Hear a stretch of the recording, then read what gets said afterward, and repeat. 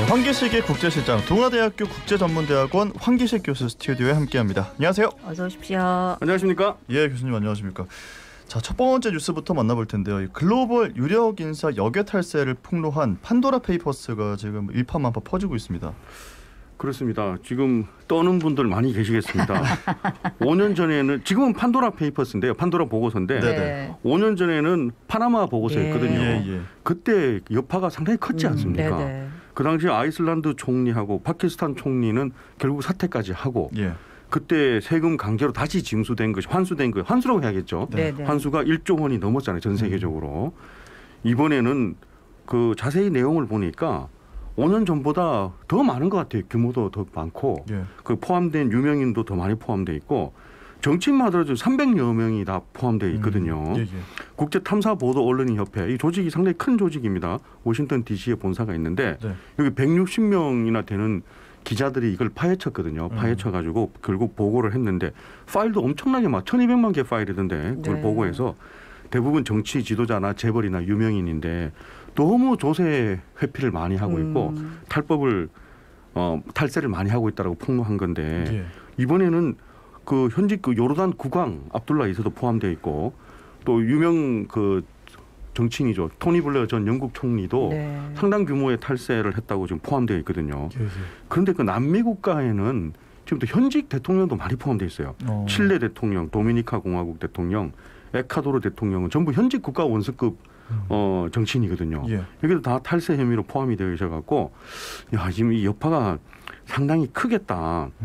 자 그런데 그러면 여기 그 질문이 있는데 네. 우리 한국의 정치인이나 한국의 재벌은 포함 안 돼 있냐 그러는데 포함돼 있다면서요? 포함되어 있습니다. 네. 한국 사람들도 코리안 국적도 400명 넘게 포함되어 있고 손정희 일본의 그 소프트뱅크 그룹 회장도 예. 이 코리안 계열로 포함이 되어 있더라고요. 손정희 네네. 회장도. 네네. 근데 지금 이 언론 지금 보도가 오늘 아침까지도 많이 나오고 있는 게 한국인 포함된 탈세 혐의자 중에서 그 이수만 SM 엔터테인먼트 회장이 지금 제일 크게 규모도 제일 크게 보도가 되고 있거든요. 네. 물론 예. 확인을 해봐야 되겠습니다만은 SM에서는 즉각 그 반박 성명을 냈습니다. 네. 그런데 그 내용은 홍콩의 그 페이퍼 컴퍼니 유령 회사야. 그걸 8개나 만들어 가지고 그 페이퍼 컴퍼니를 통해 가지고 미국의 부동산도 사고 차명으로 사고 여러 가지 탈세를 했다라고 좀 자세하게 보도를 했어요. 그래서 SM에서 뭐라고 반박 성명을 내나 봤더니만 홍콩의 법인이 있기는 있다. 홍콩 네. 법인은 근데 이수만 회장의 그 아버님 돌아가신 아버지가 옛날에 작은 규모로 만든 건데 부친이 사망하신 이후에는 일체 관여를 하고 있지 않는 것이 사실이다. 이렇게 즉각 반박 성명을 냈습니다. 예. 그런데 이렇게 하면은 또 관심 가는 것이 전 세계적으로 도대체 이렇게 많은 정치인과 유명인들이 개입되어 있으면은 증발되는 그 부정적으로 축제한 그런 자산 같은 게 얼마나 네. 될까 다 환수하고 싶지만은 네네. 글로벌 해외 은닉 자산은 전 세계적으로 최소 한 5조 달러에서 최대 30조 네? 달러까지로 하거든요. 그게 얼마나 되는 최소가 약 한 6천조 원, 최대로 본다면 한 3경원 정도가 은닉 자산이라고 보는 거예요. 다 환수하고 싶습니다. 그러면 이거 저 국민들이 손해를 보는 겁니다. 네네. 정상적으로 받아야 될 세금을 못 받으니까 은닉 자산이니까 6천억 달러 정도가 국민들 전 세계 국민들이 손해를 보는 세금이거든요. 약 700조 원입니다. 이게 글로벌 세계 수준이고요. 네. 한국도 좀 낮춰보면은 바로 이런 그 탐사 보도 해가지고 파나마 페이퍼스를 발표하는 사람들의 최종 목표가 네. 바로 투명성이 올라가고 네네. 전 세계적 은닉 자산 같은 것들이 줄어들고 투명한 세상이 된다는 명분하에 이런 것들을 발표하지 않겠습니까? 네. 한국도 투명성 지수는 높지가 않습니다. 경제 규모가 지금 세계 10위권인데 투명성 지수는 그렇게 높지 않고 탈세율도 따로 보도를 하는데 탈세율도 20%가 넘어가기 때문에 네. 그리스 정도 수준이거든요. 그리스에게 미안합니다만은 그리고 그 보험 좀 그 왜 서류 꾸며서 보험 가짜로 타내는 네. 이런 것들도 그 전체의 한 10%가 넘어가거든요. 그 10건을 신청하면 한두 건 정도는 이제 좀 문제가 있다라는 거기 때문에 네. 일본은 1% 미만입니다. 즉 100건을 신청하면 한 건 정도가 문제가 있는 보험 신청인데 한국은 14, 15% 정도가 되니까 100건 중에 한 15건 정도가 서류상으로 문제가 있는 그런 보험 신청이 되겠습니다. 그러면 그 또 나머지 정직하게 보험 신청하고 보험금 내는 사람들이 다 그 손해를 또 안아야 되는 거 아닙니까? 그렇죠. 예. 아니 이런 소식 들을 때마다 진짜 우리는 정말로 투명하게 잘 살고 있는데 이 돈 많은 사람들은 왜 일하는지 답답하기만 하네요. 다음은 이제 일본 소식입니다. 기시다 신임 총리가 선출됐는데 또 되자마자 기습 총선을 실시해갖고 화제가 되고 있다고요? 예, 기시다 후미오 관심 많이 가졌는데 어제 취임했습니다. 네. 그래요. 일본의 제 100대 정확하게 100대 총리로 어제 취임을 했거든요.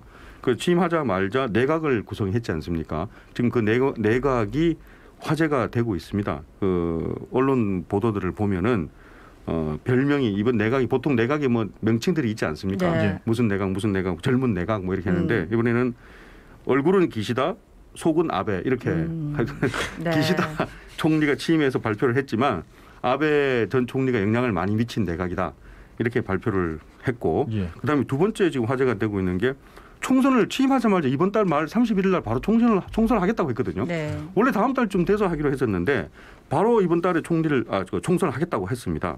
그래서 이걸 좀 분석을 해보니까 이달 말로 그 취임하자마자 바로 총선을 앞당긴 소위 그 기습 총선하는 이유가 지금 두 가지 정도가 있을 수 있을 것 같아요. 코로나가 지금 코로나 확산세가 안정세를 보이고 있거든요. 좀 진정세를 보이고 있습니다. 한 2만 명 신규 확진자 매일 나오고 있다가 9월 달 들어서 지금 한 2,000명 미만으로 떨어지고 있거든요. 예. 여기에 대해서 확산세가 진정됐을 때 총선을 실시하는 것이 유리하다. 네. 왜냐하면 확산세가 진정되면 해야 되는 것이 거리두기라든지 통제를 완화시켜야 되잖아요. 네. 거기에 따라서.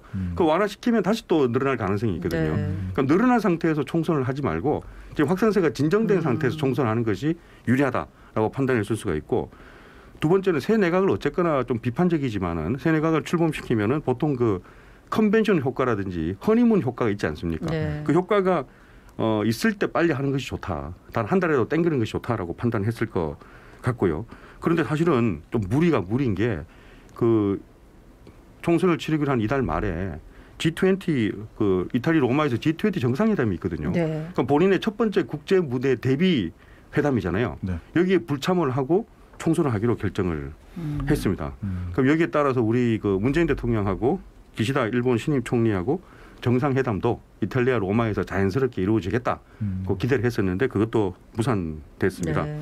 그래서 이 기시다 내각은 20명을 발표를 했는데 13명이 신인이고 평균 연령도 높고 여성 강요도 단 3명밖에 안 되기 때문에 조금 그렇게 환영을 하는 그런 언론 보도는 아니더라고요.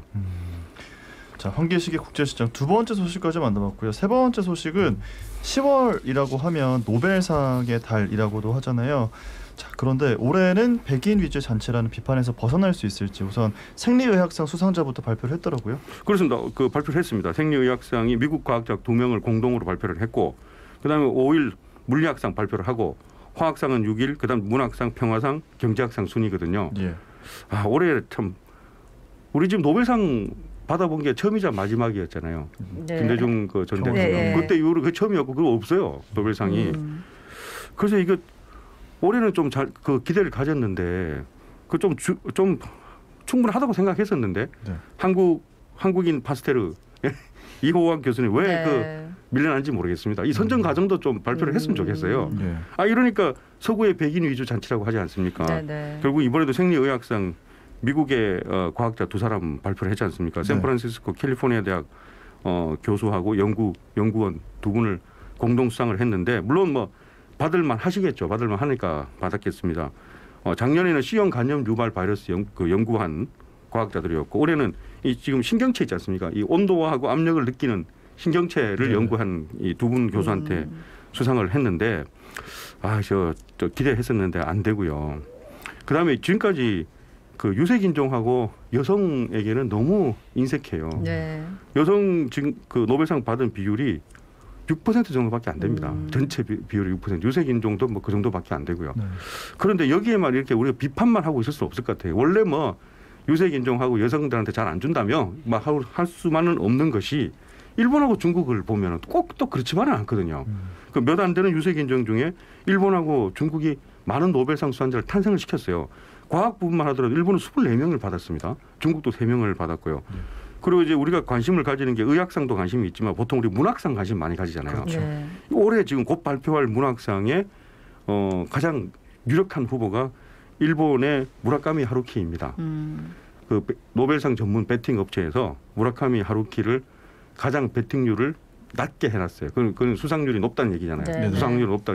무라카미 하루키가 1위고 우리가 늘 매년 기대하는 문학상 후보, 한국 후보의 고은 선생님은 15위입니다. 네. 언제쯤 받을 수 있을까요? 노벨상 얘기할 때마다 나오는데 뭐 고은 선생님 뭐 그동안 또 안 좋은 일도 있었고 뭐 국내에서는 여론이 좋지 않습니다만 우리나라 사람들이 사실 뭐 문학상 얘기할 때마다 고은 선생님 얘기하는데 작품을 읽어본 사람이 잘 없다는 그런 씁쓸한 얘기가 있더라고요. 근데 우리가 좀 문학에도 관심 많이 가지고 또 하루키 같은 경우에는 또 국내에도 팬들이 많아서 어쨌든 같은 아시아인이기도 하고 관심도 조금 가기는 하는데 문학상도 이번에 무라카미 네. 하루키가 받으면 일본에서 세 번째 문학상 그렇네. 배출자예요. 네네네. 제가 이제 일본에서 노벨상 받은 작품들 읽어봤는데 우리나라 작가들도 굉장한데 그렇게 큰 차이 없는 것처럼 보이던데 어쨌든 예, 잘 들었습니다. 다음은 이제 요즘 이것도 난린다 아닙니까? 넷플릭스 드라마 오징어 게임 여기 전 세계에서 아주 인기가 많다 하는데 프랑스 파리에 체험관을 만들었는데 사람들 그렇게 많이 몰렸다고요? 아, 저도 유럽에서 오래 공부하고 이랬는데 이게 참 특이해요. 네.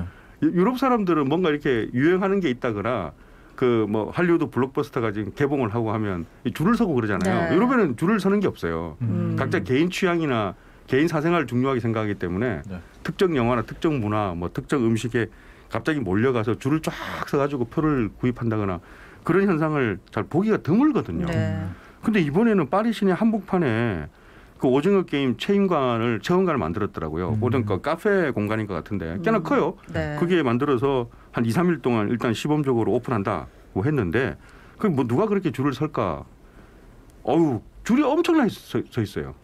그 전날 밤에 가서 그게 노숙을 하면서 그 앞자리를 차지하는 사람도 있더라고요. 네. 아, 그러면 이게 유럽에서는 특히 프랑스에서는 이 상당히 드문 현상이라고 볼 수 있거든요. 네. 그래서 간접적으로 이게 넷플릭스의 드라마 오징어 게임이 지금 전 세계를 강타하고 있구나라는 것을 느낄 수가 있었습니다.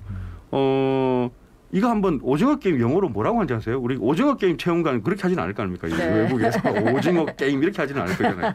제가요, 이 발음이 제일 안 되는 게 이 오징어예요. 발음이 어려워요. 이게 스퀴드라고 발음하시면 안 됩니다. 이거 스쿠이드라고 발음하세요. SQUID이기 때문에 네. 정확하게 발음하면 스쿠이드라고 발음을 네. 해야 되거든요. 근데 매번 발음하실 때마다 스쿠이드 이렇게 발음하실 수 없잖아요. 네. 그렇죠. 그래서 빨리 스쿠이드 이렇게 발음을 하는데 제가 그 영국에서 공부할 때 이 해산물 시장에 가서 오징어 사러 갔었거든요. 네. 다른 거는 이 고등어라든지 뭐 네. 이런 거는 매커럴 이렇게 하면은 다 네, 이게 네. 오케이 하면서 하는데 이 네. 오징어 주세요. 저게 안 되는 거예요. 이 발음을 못 알아듣더라고요. 그래서 가장 어려운 것이 이번에 이 스쿠이드였는데 네. 이게 계속 발음을 하게 되네요. 참 죄송합니다. 이제 막간을 이용해서 발음은 기모줄이었습니다. 스쿠이드라고. 아니, 정말 알고 계셔야 될 것 같아요. 예. 전 세계를 지금 강타하고 네네. 있으니까. 네, 근데 우리 오징어 게임이 제작비 대비 굉장히 지금 돈을 많이 벌어들이고 있다고 그런 얘기도 하대요. 그렇습니다. 그래서 저 왕자의 게임 같은 그런 유명한 그 드라마 같은 경우에 해당 80억이 들어갔답니다. 네. 근데 오징어 게임은 8부작인데 넷플릭스가 전체 제작비를 200억 원을 투입했다라는 얘기가 있어서 네. 회당을 보면 한 25억 수준이거든요. 그럼 다른 유명 드라마하고 비교해서는 거의 그 절반보다 훨씬 못한 수준이지 않습니까? 네. 저 투입한 비용이 그 가성비가 엄청난 건데 그런데 이건 저는 이쪽 전문가는 아직 잘 모르겠습니다만은 흥행 수익 배분 방식이 넷플릭스가 조금 독특하답니다. 이게 사전 제작비를 안정적으로 따지지 않고 지원하는 반면에 네. 이것이 히트 칠지 안 칠지는 모르잖아요. 네. 그렇죠. 이거 제작인들한테는 상당히 안정적인 사전 지원이 되니까 너무나 고마운 네. 지원 방식인데 히트 치고 나서 흥행 수익을 상당히 배분이 작은 그런 방식을 채택하고 있대요. 그 장단점이 있는 방식이라서 네. 이렇게 오징어 게임처럼 생각지 못하게 전 세계적으로 히트를 치면은 우리의 관심은 제작비 사전 지원도 중요했지만 네. 이제 흥행 수익에 대한 배분에 다시 그 옮겨가기 때문에 넷플릭스가 기존의 그런 방식을 바꿀지 이것도 지금 관심이 되고 있습니다. 이렇게 전 세계적으로 이제 메가히트 하는 작품들이 늘어나면 아마 그런 계약 방식 같은 것도 조금은 변화가 있지 않을까 싶네. 예. 네, 마지막 그리고 오늘 소식은? 마지막 소식은요. 영국을 강타한 식료품 대란에 이어서 주유 대란까지 그래서 군대까지 동원되는 사태가 발생하고 있다고요. 심각해요. 이 브렉시트 여파인데 대형 트럭 운전기사가 대부분 동유럽에서 온 기사들이었는데 지금 다 자기 나라로 돌아가 버렸거든요.